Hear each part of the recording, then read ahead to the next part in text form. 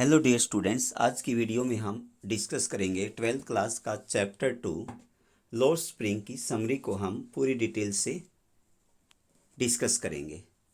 चलिए स्टार्ट करते हैं आज की अपनी वीडियो को।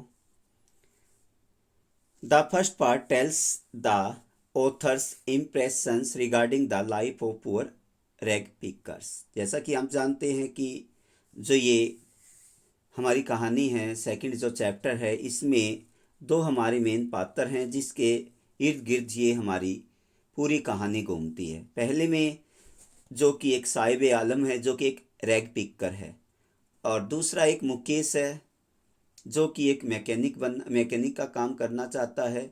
अब वो क्या करना चाहता है, अपनी एक खुद की कार लेना चाहता है, कार ड्राइवर बनना चाहता है। अब दोनों स्टोरी हैं, डिफरेंट है, लेकिन दोनों क्या है कि उस समय की जो सोसाइटी थी, उस समय जो गरीब थे उनके साथ कैसा बर्ताव किया जाता था, इसके बारे में बताती है। The first part tells the author's impressions regarding the life of the poor rag pickers. जो पहला जो पार्ट है उसके द्वारा जो ऑथर्स एनिस जंग है वो हमें बताती है कि जो रैग पिकर्स हैं उनकी गरीबी के बारे में हमें बताती है। The rag pickers have come from Dhaka, वो हमें बताती है कि ये रैग पिकर्स थे, ये बांग्लादेश के शहर ढाका से आए थे। Further more the settlement of the rag pickers is in the area of Seemapuri. फिर वहाँ से आके दिल्ली से लगता हुआ जो सीमापुरी है वो वहाँ आके रहने लग गए। Distraction has come in their fields, ये सीमापुरी आके क्यों रहे थे, इसके पीछे भी एक रीज़न है, और वो रीज़न क्या है, destructions has come in their fields, क्योंकि उनके खेत जो थे तबाह हो गए थे। होम्स, उनके घर, उनके खेत जहाँ पे वो काम किया करते थे, जहाँ पे वो रहते थे, बार बार वहाँ पे फ्लड, बाढ़ आ जाती थी, स्टॉर्म, तूफान आ जाता था, जिसके कारण उनके जो खेत थे और जो घर थे वो पानी में बह जाते थे। They had come to the big city in the hope of finding living there, और वे इस उम्मीद के साथ इस बड़े शहर दिल्ली में आकर रुके थे कि वहाँ पर उनको इस बड़े शहर में काम मिल जाएगा। हाउएवर द रियलिटी वॉज, हालांकि जो वास्तविकता वो अलग है। In fact painful for them, ये उनकी जो कंडीशन है बड़ी दुखदाई है। And they had to face many hardship, और उनको यहाँ पर बहुत सी हार्डशिप्स, बाधाओं का सामना करना पड़ा। दे आर सर्टेनली पुअर, वे निश्चित तौर पे बहुत गरीब हैं। एंड लैक वेरियस रिसोर्सेज, और इनके पास भिन्न भिन्न संसाधनों की कमी है।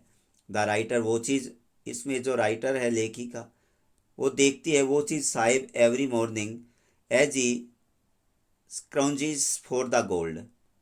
अब यहाँ पे एक साहिब है, वो हमेशा अपने दोस्तों के साथ आता है। सुबह वो एनिस जंग उसको रोज़ाना देखती है अपने पड़ोस में, जो गोल्ड लेने के लिए आता है। गोल्ड यहाँ पे वो सोना नहीं है, गोल्ड मीन्स है the means of survival of for these rag pickers in the garbage. उस गार्बेज में जो घर के सामने हम कूड़ा करकट डाल देते थे, उसके सामने जो यूजेबल थिंग्स होती थी वो इनको इकट्ठा करते थे और उनको बेच देते थे, और ये उस उनकी रोजी रोटी का साधन बन जाते थे। Further more for the children, बच्चों के लिए तो इट इज़ द वंडरियस थिंग्स, बच्चों के लिए एक अद्भुत चीज़ें थी, क्योंकि वे तो ये सोचते थे कि इन गार्बेज में, इन कूड़ा करकट में पता नहीं क्या चीज़ उनको मिल जाएगी। The children are able to, ये जो बच्चे थे, find a coins or two from it, कभी कभी उन बच्चों को एक दो सिक्के वहाँ से मिल जाया करते थे। These people have ambitions and desires, इन लोगों की अपनी इच्छाएं हैं, अपने कुछ एम्बिशंस हैं, उनके कुछ लक्ष्य हैं। द प्रॉब्लम इज दैट, और समस्या ये है कि they do not know the way to make them possible. इनके कुछ डिजायर्स हैं, उनके कुछ एम्बिशन है, लेकिन समस्या ये वे नहीं जानते कि कैसे अपनी इन डिजायर को, अपनी एम्बिशन को वो पूरा करें, कैसे उनको पूरा किया जा सकता है, पॉसिबल उनको किया जा सकता है। There are quite a few things, यहाँ पे कुछ ऐसी चीज़ें हैं that they are unable to reach, जो उनकी चीज़ों, उनकी पहुँच से बाहर हैं। जहाँ उसके बारे में वो सोच भी नहीं सकते हैं। Later Saheb joins a tea stall, उसके बाद साहिब आगे चल के एक चाय की दुकान में एक नौकरी करने लग जाता है। Where there is possibility for him to earn 800 rupees, जहाँ पर उसको पर मंथ 800 रुपीज़ दिए जाते हैं। एंड ऑल द मील्स, और सुबह शाम का उसको खाना दिया जाता है। हाउ एवर, यद्यपि this job this job has deprived him of his freedom, हालांकि उसकी जो खुद की जो आज़ादी थी उस आज़ादी से उसको वंचित रखा, क्योंकि यहाँ पर किसी के अधीन काम करना पड़ता था, लेकिन जब वो रैग पिकिंग करता था वो उस समय वो खुद का मालिक हुआ करता था। As such their condition is pretty hopeless and full of misery, यहाँ पर उसकी जो कंडीशन है वो बड़ी होपलेस है, बिल्कुल आशा विहीन है। कोई भी उनको किसी भी प्रकार की कोई उम्मीद उनको नहीं दिखाई देती है, फुल ऑफ मिजरी, और बड़े दुखों से कष्टों से भरी हुई है। अब हम सेकंड पार्ट में चलते हैं। The second part explores the life of Mukesh, ये मुकेश की लाइफ के बारे में बताता है। Mukesh is a boy, Mukesh एक लड़का है। Who belongs to the family of bangles maker, और जो बैंगल्स मेकर की परिवार से संबंधित है, चूड़ी बनाने वाले परिवार से वो बिलोंग करता है। Firozabad is famous for its amazing glass blowing industry, जैसा हम जानते हैं कि विश्व में जो फिरोजाबाद है वो चूड़ियों के लिए, इन कांच की चूड़ियों के लिए प्रसिद्ध है, एक बहुत बड़ा उद्योग माना जाता है। There is an engagement of nearly 20,000 children in this particular business, यहाँ पे लगभग 20,000 छोटे छोटे बच्चे हैं जो इस बिजनेस में से जुड़े रहते हैं, यहाँ पे काम करते हैं, अपनी रोजी रोटी कमाते हैं। फर्दर मोर, इससे आगे, no one over there understand or respect the law, और यहाँ पे जो कानून व्यवस्था है वो भी नाम मात्र की है, वो इनके रिस्पेक्ट नहीं करते हैं और न उनका ख्याल रखा जाता है। लॉ फॉरबिड्स, हालांकि हम जानते हैं कानून बने हुए हैं चाइल्ड लेबर के ऊपर कि छोटा बच्चा फैक्ट्रीज में इंडस्ट्रीज में काम नहीं कर सकता है, लेकिन यहाँ पे सब कुछ चलता है, कोई इनको रोकने टोकने वाला नहीं होता है। मोर एवर द लिविंग कंडीशन, उनकी जो लिविंग कंडीशन है एज वेल एज वर्किंग, और जो वहाँ पर जो काम करते हैं, रहने का इन्वायरमेंट और उनका काम करने का इन्वायरमेंट आर बोथ होडेनियस, सभी के सभी मतलब डेंजर्स हैं, उनकी सेहत के अनुकूल नहीं हैं।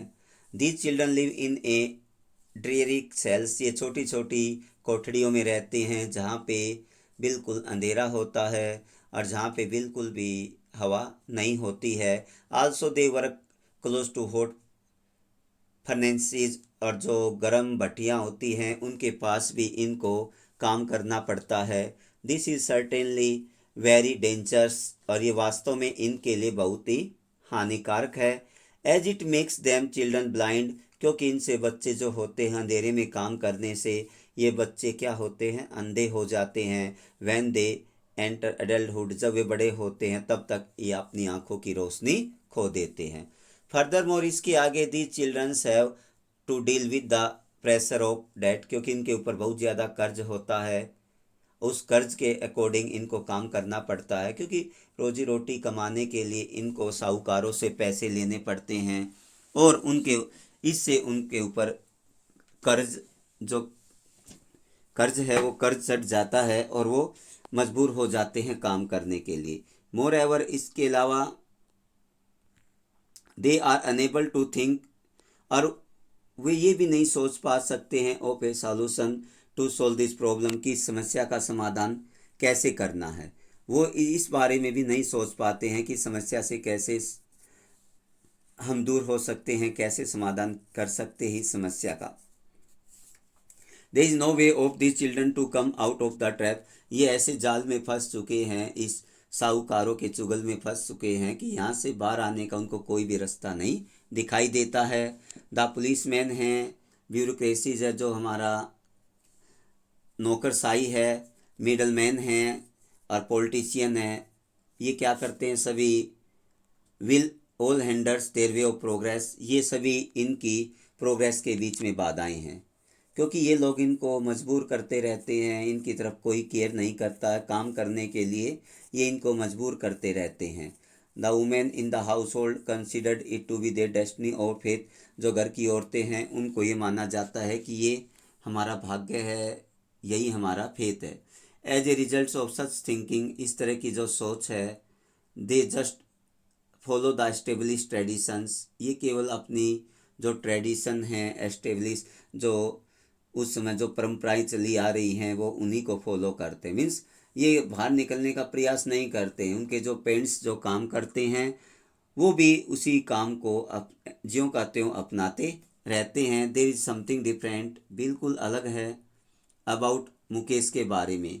ही is not like the rest of the folk there, वो वहाँ वैसा नहीं है, वहाँ पे जो आम आदमी है उनकी तरह नहीं है। दिस इज़ बिकॉज, वो इसलिए कि Mukesh has a big dreams, क्योंकि मुकेश के अपने बड़े सपने हैं, उसकी अपनी एम्बिशन है, उसके अपने खुद की डिज़ायर हैं। He has a desire to become a motor mechanic, वो अपना क्या करना चाहता है, एक मोटर मैकेनिक बनना चाहता है।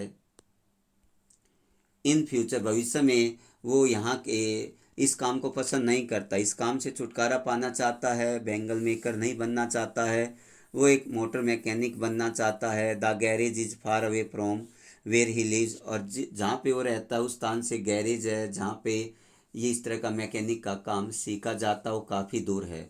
But he has the determination to walk, लेकिन वो दृढ़ निश्चय करता है कि मैं वहाँ पैदल ही जाऊँगा, लेकिन एक काम ज़रूर सीखूँगा और मैं एक ड्राइवर बनूंगा, एक मोटर मैकेनिक बनूंगा, और मोटर मैकेनिक बनकर मैं कार चलाना सीखूंगा। स्टूडेंट्स, उम्मीद करते हैं कि आज की वीडियो आपको अच्छी लगी होगी। Have a nice day, thank you very much.